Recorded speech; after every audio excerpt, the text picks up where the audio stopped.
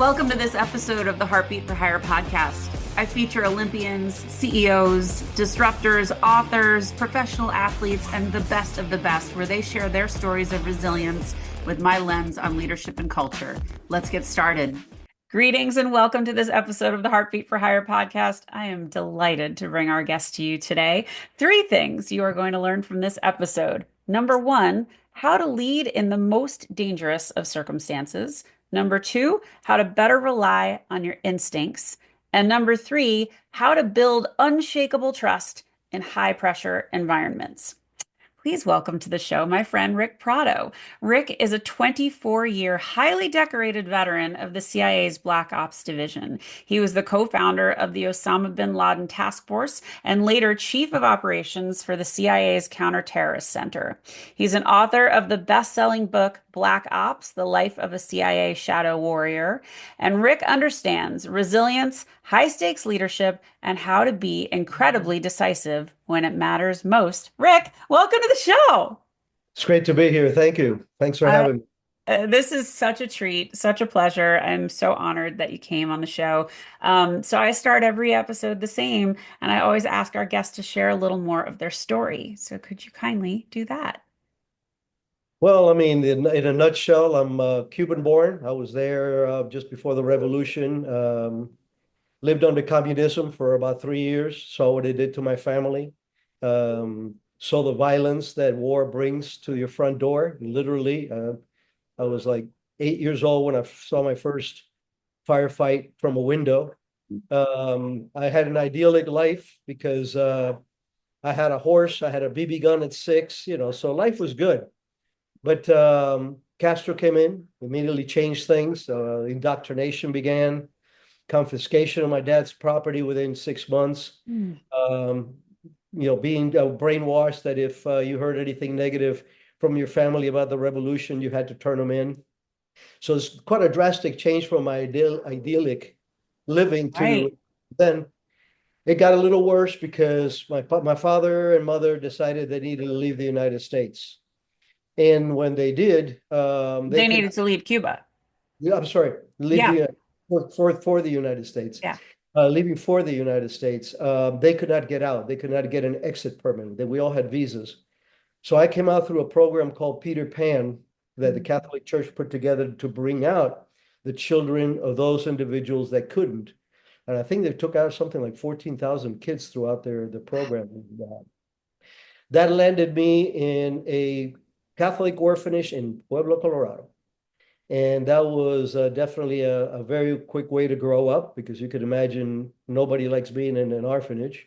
And there was a lot of kids from all different walks of life, ethnicities and languages. So I learned to grow up kind of quick there. Mm. Luckily, my parents came out less than a year later.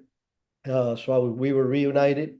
Grew out in South Florida right after high school, probably about 8 months after high school. I joined a special operations unit in the Air Force called Pararescue. And I did 2 years active duty there. It was post-Vietnam. I wanted to go to Vietnam. That was the main thing. But I went in December of 71.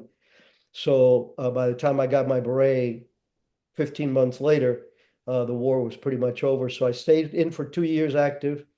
I did a total of 9 years reserve with reserve. And then in 1980, I applied for the CIA. And as they say, the rest is history. Now, the CIA, I mean, not much is known about the CIA. There's a lot of TV and there's a lot of movies, so people think they know a lot about the CIA, but it's fairly clandestine. I know for when you wrote this book, there was not like, yeah, go for it, write the book. You had to go through quite a process to get approval to be able to share these stories. Can you talk a little bit about that? Because I don't think people really understand what's involved. Well, first of all, yeah, absolutely. It took me well over 6 months, and that's with some friendly help inside, because they knew I was writing a pro book. I wasn't writing junk. So it is very laborious. As you know from the book, there are parts that are on purpose shown that they've blocked out, although you can read around them a little bit. Um, the agency, of course, it is secretive for obvious reasons. Right. No, and the difference between us and our brothers in the FBI is that, you know, they can have Ruby Ridge today, and tomorrow they shoot Dillinger, right?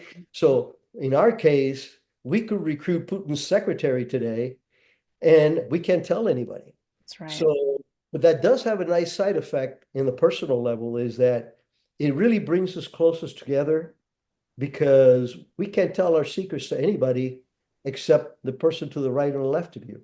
So it does also have that effect, but it's not the place that you go for external recognition. That's right.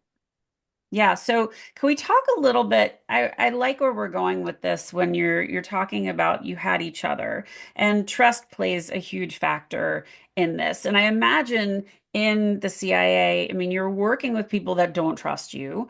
You're trying to build trust externally, but talk a little bit about how important it was to build trust internally, and what were some of the ways you did that? Yeah. Well, first of all, our biggest challenge is working with people outside. Sure. Obviously, we do not work in the United States, we work overseas. So we handle what we call assets. We go through a recruitment process, a vetting process, evaluations, and everything else, sometimes even polygraph shortly thereafter. But one of the things that they teach you at the farm is don't fall in love with your agent. And they don't mean in any sexual way. Just don't lose your antennas just because you like the individual. Right. People can be turned whether they want to or not. But our enemies are not as scrupulous as we tend to be. So trust outside the agency is difficult. Inside the agency, it comes from forging the friendships and the tutoring. A lot of people don't understand, that we go through the farm, which is our master's in espionage, which is like 5 months of very intensive. You're living in the role of an operations officer and learning. Um, the lost my train of thought. I'm sorry. Trust. We're talking about trust. Yes. So what happens is that most, and 80%, if not more, of our training is all OJT, on the job training. Hmm. When you go through the farm, you come out, you think you're a Mario Andretti. You just went through high school ed driver's Yeah, ed. right. And then you go to a station, and the chief of station, he or she will assign you a more senior officer, a more experienced officer that will tutor you, will quiz you every time you go out. And that builds not only trust, but also confidence. Sure. You get it right, it builds you in. When you get corrected in the right way, uh, it is definitely a team sport. Mm, Although it's a team sport until you walk out of that embassy. After that, it is usually we fly solo. right. And is another big distinction between other places. We are never in our turf. The FBI works in their turf, the Yeah. local police departments where we are always working in somebody else's turf. Mm, So I think that's the trust part comes from that camaraderie. And for us, integrity is so important. If you want to get fired from the agency, lie about your reporting. mm, Because when we meet with an asset and they give us extremely valuable information, the only way that you're going to get what I'm talking about is if I'm truthful. mhm. If I fail to ask a question and I fill it in myself, that is not acceptable. So I think that camaraderie and the fact that it is that tight and closed Yeah. does have that synergy. Well, and so much of what you do, and I'd love you to dig in a little bit on the work that you had to do with regard to Osama bin Laden, but your instincts really come into play. And we talk about leadership a lot on this show, and I'm a big instinctual leader. I'm really interested in reading people and seeing how they're responding to a certain situation. And I can tell if they're not engaged, they're disinterested, they're just yesing me. But you're in life or death situations. So your instincts are like really one of your prominent senses. So can you talk a little bit about instincts and what you had to manage through the Osama bin Laden time? Well, even before, when I was in the Latin American country that I wasn't allowed to mention, but most people guess it right after they read the book. Um, I recruited a terrorist. I literally recruited a terrorist from a Maoist terrorist from that country's terrorist group. Mm. And I had to deal with meeting this guy. Whenever he called, we had this real big technological leap that was called beepers. Oh, Uh, I remember.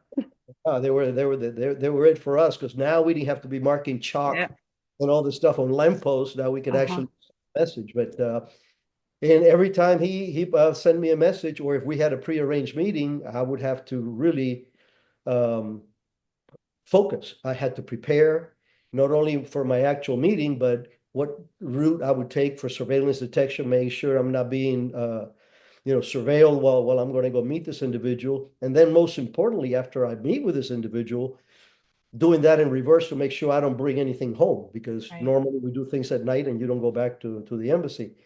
So I'm here because of my instincts. I'm not a stupid person, Mm-mm. but I am very, very intuitive, and that has saved my life more than once. Mm-hmm.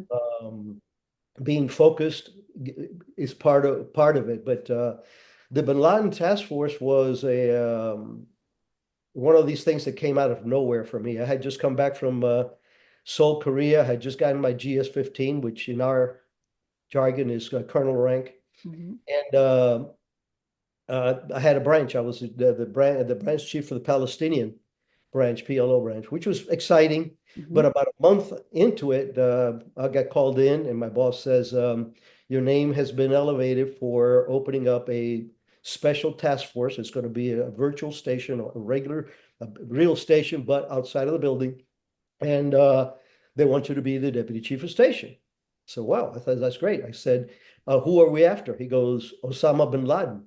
I went, Who's "Who?" that? I didn't, but I opened the chief of the task force was an analyst called Mike Scheuer. And Michael was a brilliant individual, an incredible analyst. I was the senior operations officer in the group. We had probably 10, because we had another case officer, an FBI guy, and the rest were our analysts and targeting officers, most of them female, as a matter of fact. Our female targeting officers are the scariest thing out there. They really are. They're so good. Uh, so when we started Bin Laden Task Force in January of '96, we had probably 2 folders on him worth of information. By the time that '96 was wrapping up, we had a whole shelf, because now we had a worldwide program. And the sad sets in, Lyndsay, is that we had him in our sights when he was in Khartoum. Yeah. We had everything he was doing, when he was doing it. He was in very comfortable zone, because at the time Khartoum was a hotel for terrorists. Carlos Mm-hmm. the Jackal was there. One of my best friend, Billy Waugh, SF and agency legend, captured him. And the first photo of Bin Laden that we got operationally was through my friend Billy. Mm. Uh, so he was what we call in the white. He was totally unaware of what's going on, because he felt at home. And time again, we came up with some real viable scenarios for neutralizing him. I'm not talking about just shooting him. Yeah, yeah, yeah. That's an option. But, renditioning him, capturing him and taking him out, which I know, that we could have done. And time again, the administration at the time said, we don't have enough information. Now, this You're is like, have you seen my library? exactly. Well, we had overhead of the camps that he was building in Sudan and other places, and you could see they got people's training in terrorist activities. Mm. Unilateral assets that we developed, liaison services. We worked with every liaison service in the world, because Al Qaeda is a worldwide organization. Right. So all sources, overhead, signals, intelligence intercepts, everything was saying this guy is building a terrorist army, and he's got the money to do it. Yeah. And most importantly, I'm the one that named him the Godfather, Mm-hmm. because it reminded me of a guy that, even though there were different folks out there that wouldn't talk to each other, he had that ability to reach out and bring people together. And, Yeah. and that's very, very, very dangerous.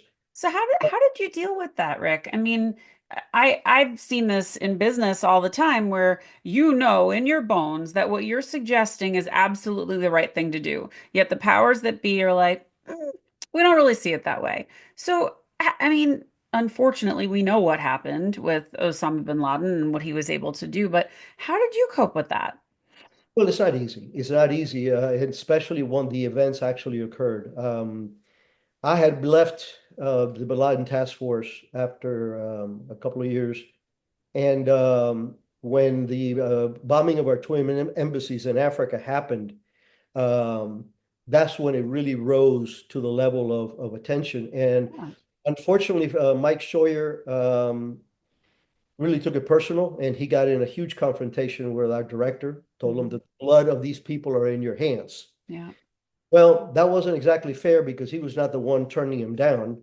It was a more, the saying that one of my mottos is you cannot run special operations or intel operations through a political optic. No. And the politics digs that. And but you know the insult to injury here is imagine if we would have been able to disrupt bin Laden in 1997. It'd be like shooting Hitler in 1938. Yeah. The world would be very, very different and hopefully it might be much better. Yeah. So, but it is very hard because you work incredible hours. You know that you know what you know. Yeah, you had a case. You absolutely had the facts. You had all of the instincts that taught you that you knew what you were doing, and they just weren't sold. That's so disheartening. So what advice do you give to leaders that find themselves in that position? Well, first of all, you have to get your black belt in bureaucracy. That's one Hmm. of the things that I learned really early on, that you needed to learn how to build consensus and get to the right people and when to push and when not to push. After Mm. all, we are a military-based organization, so there is a chain of command Right. that is not as strict as the military, but nonetheless, it is an infrastructure that way. So, the only advice I can give is don't give up. I mean, we never did. We got bin Laden.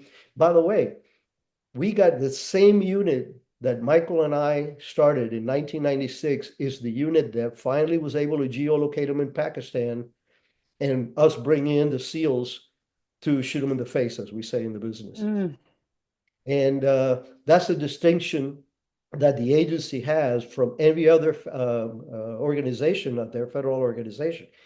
CIA is the only organization that has what they call Title 50 authorities. Title 50 authorities mean that the president, he or she, signs a finding, and you can do whatever the hell he or she tells you to do. And the military doesn't have that. Military No. has 10, which they can do anything they want in a military zone. Yeah. Well, in order to go to Pakistan, which was we were not at war with, we Mhm. needed to have those guys ensconced into our handicap. So, but I'm very proud of that. The fact that we collectively, of course, kept after him and after him and after him, and eventually we got him. You got to persevere when you're chasing. So this is not like selling cars or anything like that.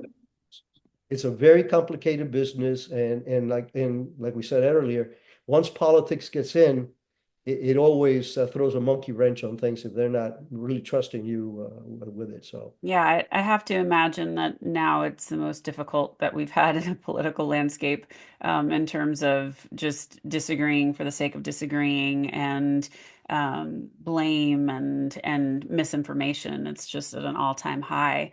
So I can't even imagine functioning in that environment. So can you talk a little bit about your book and what it's about and what people can expect from it? Well, first of all, let me give you the reasons why I wrote the book. Yeah. I never wanted to be an author, much less Same. bestseller, right? Never, ever, ever crossed my mind. And as a matter of fact, I fought it for several years because one of my bosses, great friend, Cofer Black, was always on my case about you need to write a book about the agency because you have a different upbringing and a different path that the average agency does, and blah blah blah blah blah. But when I changed that opinion and I decided to write the book was for a couple of reasons. The first reason is the agency has a terrible reputation in everything that's the media, especially Hollywood. We're all drug dealers, we're all terrorists, we're all people that kill people without, proper authorities, blah, blah, blah. But what really was the tipping point for me was when after the agency and after I retired, because I went to Blackwater after that and worked there for 8 years. After that, I had time for introspection. And it dawned on me that 1/3 of the stars in our wall of honor of fallen comrades are post 9/11. Mm. That means that those people on that side of the stars, I either send them there or at least I knew of them. Yeah. And I felt an obligation to provide the families with something that they could go, the widow could go to the kids or the grandkids and say, Mhm. this is what mommy and daddy did during this kind of war. Yeah. So that was the impetus for writing the book. The book has gotten very good reviews because it does read like a novel. Mhm. There's plenty of sexy things in there. The difference is that they're true. Mhm. Uh, that it's not like you see in the movies. I mean, when have you seen James Bond come back from an action and sit down for 3 hours writing reports, right? No, that doesn't happen. He You know, never really wrote a and we do report. not get an Austin Martin either when we're doing a thing. No. So it's yeah, it's a very esoteric, counterintuitive profession, to say the least. Yeah. Well, I mean, I know just from the time we've spent together, your stories are incredible. And there's so many historical moments throughout your life that we are all familiar with that you had a part in. And I think that's just what makes this book and your story just so incredible. And I think this is why you and I were kind of chatting that there's some producers that are interested in you. And there's been a CBS Sunday Morning thing about you, which I will put the link in the show notes for people to watch because it's a beautiful piece on you. Um, but yeah, so what are they? I mean, are these producers now kind of getting an inkling that, yeah, this is something worth producing. This is a really great story. There are a few people working on it, and I'm hoping somebody comes and scores because obviously it would propagate the message. That's the reason I wrote the book. Mm, You're talking about the history. I was blessed with the fact that I spent the first half of my career, or more or less, in the Cold War. sure. In the other half or whatever of my career in the GWAT, the Global Right. War on Terrorism. So, my first assignments were very dear to me because I was working with the Contras that were trying to overthrow the Sandinista communist government in Nicaragua by the Sandinistas.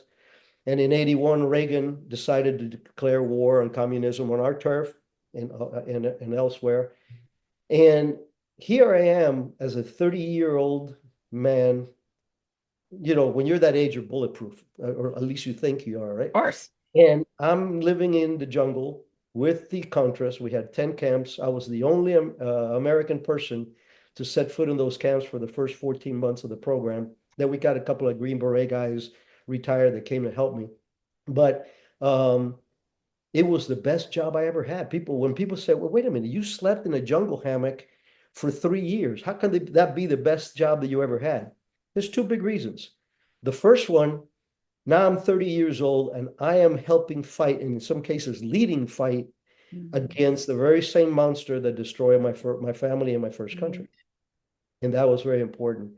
The second was the level of satisfaction of the people that I was working with. Most of these were peasants. Yeah. And there was no Lenin, there was no Marx in their vocabulary. It was all personal. Right. Raped my daughter. They burnt my church. They beat up my priest. They Mm. conscripted my 15-year-old son. So it was so rewarding every night. We spend the whole day training, but at night I would go around from campfire to campfire. And I always ask them the same thing: why are you here? Mm. And it was always a personal story. And I found that so pure Mhm. that they were doing this for nothing more than for their God and their country and their freedom. You know, that's such a beautiful sentiment, Rick, because I'm a big believer in story and I teach people how to tell their stories. That's something that I've learned how to do pretty well. And for job seekers especially, it's something they have to be able to do because I had a client who told me, he's like, yeah, I need to work on that. It takes me about 20 minutes to tell my story. I go, oh, honey, no one has time for that. I'm like, we need to get it down to two. I'm like, they've left the building after 2 minutes, so we've got to sort that out. But I think you asking about other people's stories, it's a really refreshing way to lead. It shows that you're interested, it shows that you care, and you're building trust. And I think that's such an important aspect of leadership and certainly modern leadership. I mean, anybody can come in and just make demands and dictate policies, but you aren't going to inspire greatness by any of that. So I love Absolutely. that. Okay, so changing gears a little bit, what inspires you? Challenges. I love being challenged, whether it's physical, mental, spiritual. I'm always trying to grow. I was brought up that way. My dad was an exceptional man, but very small education. He was not a educated man. He was a craftsman. He was a cowboy before he got married. So he infected me that with the horses and everything else. But he was a man who had this incredible conviction, and he was a tough guy. I mean, he was no pushover. But Lindsay, imagine taking your only child and putting him on an airplane to a country that you've never been to or may not even be able to visit for nothing more than freedom. I have nothing but respect for legal immigration. I do. This country needs legal immigration. Mhm. But we didn't come here for financial gain. No. As a matter of fact, in Cuba in 1959, when Castro took over, my dad had a 57 Pontiac. Mm, He had a deuce and a half truck, an American Jeep. We had a TV in the house and a phone. We were solid middle class yeah. US standards. And to go from that to coming into Miami and literally living in roach infested, Yeah. little tiny efficiency apartments, and my dad mowing lawns and loading trucks for the first few years, my mom working in a sweatshop. Yeah. So the purity of that, the fact that it was nothing more than the innate feeling for a human being that says, I need freedom and I will not let my children grow. Yeah, I want a better life for all of us. That is a huge bit of bravery on your parents' part, and it's truly incredible. So what would you like your legacy to be? My children, like everything else. I mean, I keep my kids out of the public eye for obvious reasons, Mhm. but they're all accomplished. I think between the three of them, they have five master's degrees and a doctorate. But boys have served in the military with distinction, and so I think that that's the real legacy when it comes down to it. Is what is your family like? But I also have the legacy that I know that I try to make a difference, and I think that I did in many cases. I could have done more, but it wasn't that. What I couldn't do was beyond my control. Mm, So that the legacy is there. I want to perpetuate it mostly because I want to people understand what CIA really does. And you read the book. I think you realize that it's nothing like the movies. It's actually more dangerous than the movies. It is more cold-blooded in the sense that you got doing these things on your own. yeah. It's I just want to keep building on that by getting that message out further and further. That's kind of like the only thing that I'm challenged with now is promoting the book. Yeah. The book sold extremely well, and but I want the message to keep resonating. That's where getting something on screen is very important. Yeah, well, and happy to do my part in helping with that. I think it's an incredible story you have to tell. So, what's next for you, Rick? I'm 74 years old. I'm rode hard, put up wet, so I got a lot of injuries. I'm still fit because I work through it. I'm very disciplined for that, and I've always enjoyed it. I don't have to work out. Yeah. I love working out. But I'm at that stage of my life where I just want to grow spiritually. I want to grow with my family. Mhm. I want to make friends like you. Uh, but my name, my days of jumping out of airplanes and rappelling into windows and recruiting terrorists are way behind me. Not that this dog can't hunt, because I, Oh, I bet you can. but and actually for a regular trade craft, the older you are, the less threatening you are, the more you can. Mm. Oh, I love that. Yeah, it's so true. My family sacrificed so much for me, starting with my parents. My my wife, who's also Cuban, she lived under communism 4 years more than I did. And there were a lot of sacrifices moving your kids every 2 years. I have 6 overseas assignments, Wow. 5 of them with my family.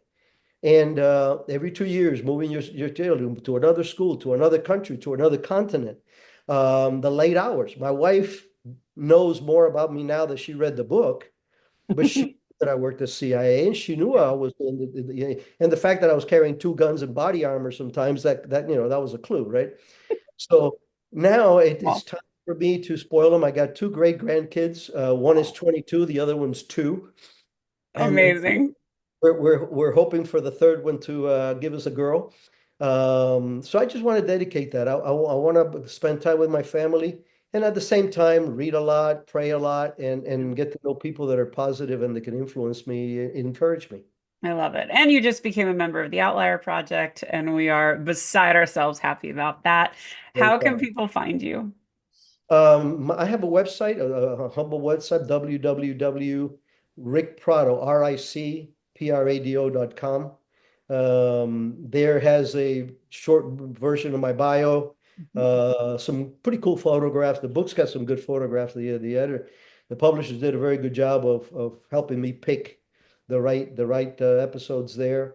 Um, and of course, there's guides where you could go to Barnes and Noble or Amazon or this, that, or the other. Mhm. So, And you're on LinkedIn, and and we can all engage with you there. Facebook and Instagram. Perfect. Perfect. Well, Rick, this has been an absolute pleasure. I love spending time with you, and thank you for sharing so much of your story. Guys, if you liked what you heard, please subscribe to the YouTube channel. Go leave a 5-star review at Apple or Spotify. They matter so much to us content creators.